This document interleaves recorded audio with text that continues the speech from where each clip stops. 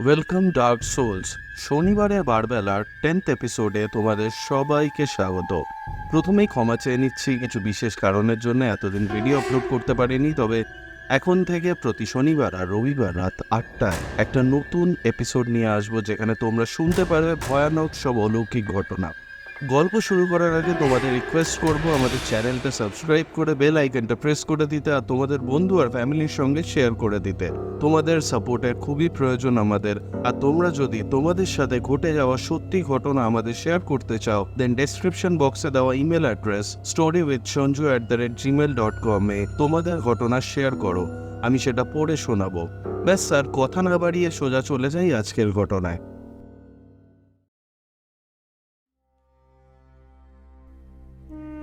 ঘটনাটা আমাকে কলকাতা থেকে প্রীতম পাঠিয়েছে। সঞ্জুদা, আমি প্রীতম। তুমি কেমন আছো? আশা করি ভালো আছো। অনেকদিন অপেক্ষা করেছি তোমার গলায় আমার সাথে ঘটে যাওয়া ঘটনাটা শোনার জন্য। ঘটনাটা কোথা থেকে শুরু করব জানি না, কারণ ঘটনাটা শুরু হয়তো আছে, কিন্তু সেটার কোনো শেষ নেই। এখনও সেটা আমার সাথে ঘটে চলেছে, আর কতদিন চলবে তাও আমি জানি না। সালটা 2019, সবেমাত্র 12-এর পরীক্ষা শেষ হয়েছে।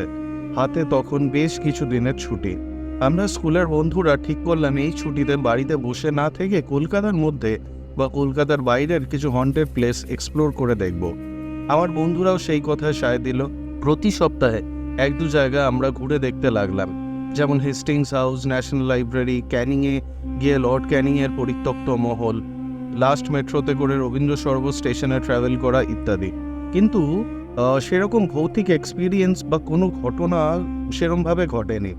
তারপরে একদিন ঠিক করলাম সাউথ পার্ক স্ট্রিট সিমেট্রিতে যাব, আর গেলামও। আমরা 3 বন্ধু পৌঁছে গেলাম কুখ্যাত সাউথ পার্ক স্ট্রিট সিমেট্রিতে। দুপুর পৌঁছে গেলাম সেখানে। জায়গাটার একটু বর্ণনা দিয়ে দেই যারা যাওনি তাদের জন্য। সিমেট্রি এলাকাটা খুবই নিস্তব্ধ আর শান্ত। ভিতরে তেমন কিছু আওয়াজ আসে না বাইরের থেকে, এবং জায়গাটা বেশ বড়। প্রাচীন সব কবরের জায়গাটা ভর্তি। ভিভিয়ান ডিরোজিওর সমাধি একদম ঢোকার গেটের সামনেই। ভিতরে ঢোকার সাথে সাথেই কেমন যেন আমরা একটা ইতিহাসের অধ্যায়ে ঢুকে পড়লাম। কতগুলো যে কবর ওখানে আছে তা গুণে শেষ করা খুবই মুশকিল। এরকম ঘুরতে ঘুরতে প্রায় বিকেল গড়িয়ে সূর্য ঢলে যেতে লাগলো।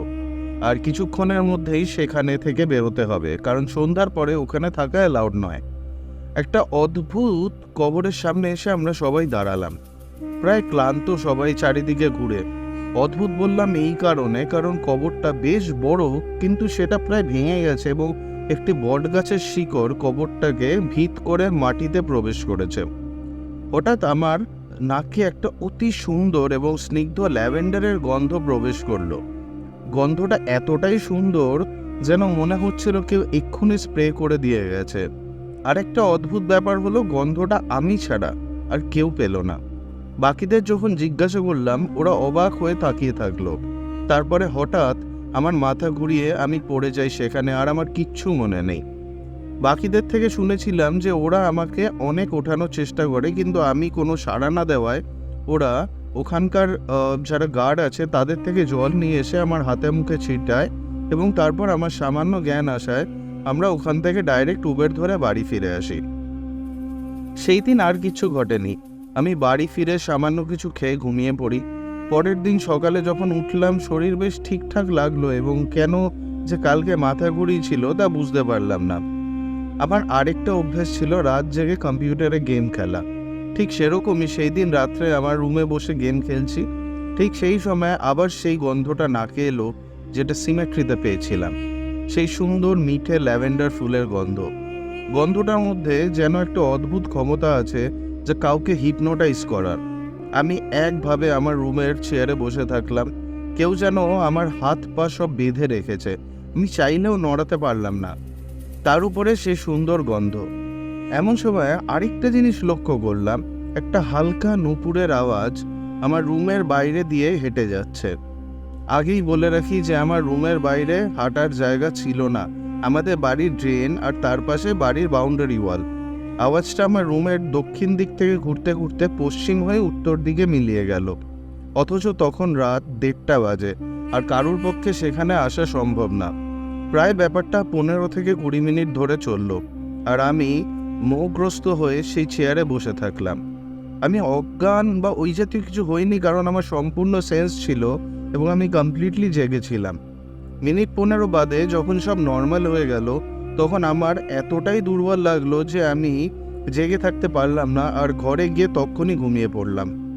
এরপর থেকে এই ব্যাপারটা আমার সাথে প্রায় প্রতিদিন চলতে লাগলো, আর দিন দিন যেন আমার আর ব্যাপারটাকে অবাক লাগলো না, তার চেয়ে আমার কাছে জিনিসটা নর্মাল হয়ে গেল। প্রতি রাত্রে আমি একই আওয়াজ আর একই গন্ধ পেতে লাগলাম।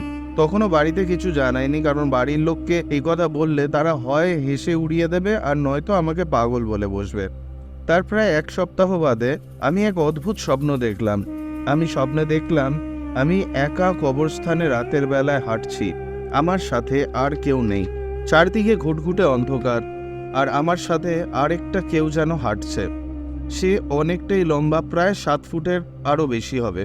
কালো একটা চাদর দিয়ে তার সারা গা মোড়ানো, তার মুখের জায়গাটা অন্ধকার, আর সে কি যেন একটা আমাকে বলছে, কি একটা ভাষায়, যেটা আমি বুঝতে পারছি না।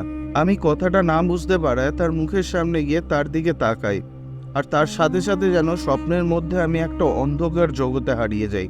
তার সেই মুখে এক জমাট অন্ধকার, যেখানে সব কিছু হারিয়ে যেতে পারে, আর আমি যেন নিজেও সেটার মধ্যে হারিয়ে যাচ্ছি ধীরে ধীরে।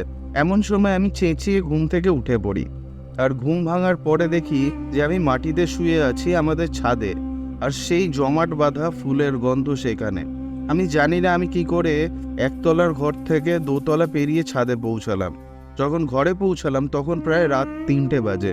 বাড়িতে সবাই ঘুমাচ্ছে, আর কেউ আমার চেঁচানো শোনেনি আর টের পায়নি যে আমি কি করে ছাদে চলে গেছিলাম।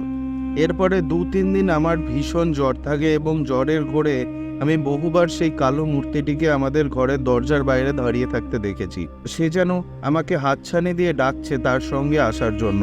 জ্বর থেকে সারার পর মাকে সব কথা বলি, আর মা বাবা আমাকে নিয়ে সোনারপুরের সাধকের কাছে নিয়ে যায়। কিছু কারণবশত আমি তার নাম উল্লেখ করলাম না, অনেকেই হয়তো তাকে চেনেন। সেসব ঘটনা শুনে আমাকে একটা তাবিজ করে দেয়, আর জানায় যে খুব খারাপ একটা জিনিস আমার পিছু নিয়েছে, এবং সে যতক্ষণ না আমাকে তার সাথে নিয়ে যাবে সে আমাকে ছাড়বে না। তিনি বললেন যে তাবিজটা যতদিন আমি ধারণ করব সে আমার কোনো ক্ষতি করতে পারবে না, আর আমাকে এটা সারা জীবন ধারণ করতে হবে। তারপর থেকে ব্যাপারটা অনেকটাই সলভ হয়ে গেল। আমি স্বপ্ন আর দেখতাম না, তবে তার উপস্থিতি মাঝে মাঝেই সে আমাকে বুঝিয়ে দিত। রাত জেগে আমি আর কম্পিউটারে গেম খেলা ছেড়ে দিয়েছি। একা থাকতে আমার এখনো খুব ভয় লাগে। বহুবার যখন একা অন্ধকার রাস্তা দিয়ে যাই, বুঝতে পারি যে সে আমাকে দূর থেকে দেখছে, কিন্তু কাছে আসতে পারছে না। এখন আমি পড়ার সূত্রে ব্যাঙ্গালোরে থাকি, এবং এখনও সে আমার পিছু ছাড়েনি। সেই ফুলের গন্ধ আমি আর পাই না। এই কিছুদিন আগেই যখন আমার ব্যাঙ্গালোরে বাড়ির ছাদে আমি যাই, তখন প্রায় সন্ধ্যাবেলা। ফোনে কথা বলার জন্য আমি ছাদে গেছিলাম বিকেলে। কথা বলতে বলতে কখন যে সন্ধ্যা হয়ে গেল টেরও পাইনি। হঠাৎ দেখি 2-3টে বাড়ির ছাদ পেরিয়ে একটা বাড়ির ছাদে কি একটা জমাট অন্ধকারের মতন দাঁড়িয়ে আমাকে এক দৃষ্টে দেখছে। আমি বুঝতে পারি যে এটা আর কেউ নয়, এটা সেই জিনিসটাই। আমি তাড়াতাড়ি নিচে চলে আসি। জানি না আর কতদিন এই জিনিসটা আমাকে পিছু করে যাবে, আর কবেই বা আমি এর হাত থেকে মুক্তি পাবো। এখনো আমি সেই কবচটা পরে থাকি। জানি হয়তো সেটার জন্যই সে আমার কাছে আসতে পারে না, বা আমার কোনো ডাইরেক্ট ক্ষতি করে না। তো এই ছিল আমার ঘটনা, যেটার হাত থেকে আমি এখনো পুরোপুরি মুক্তি পাইনি। ঘটনাটা ভালো লাগলে পড়ে শুনিও। এরপরে আর যদি কোনো ঘটনা ঘটে অবশ্যই আবার লিখে জানাবো। তোমাদের জন্য অনেক ভালোবাসা, আর শনিবারে বারবেলার প্রতিটি শ্রোতার জন্য অনেক অনেক ভালোবাসা।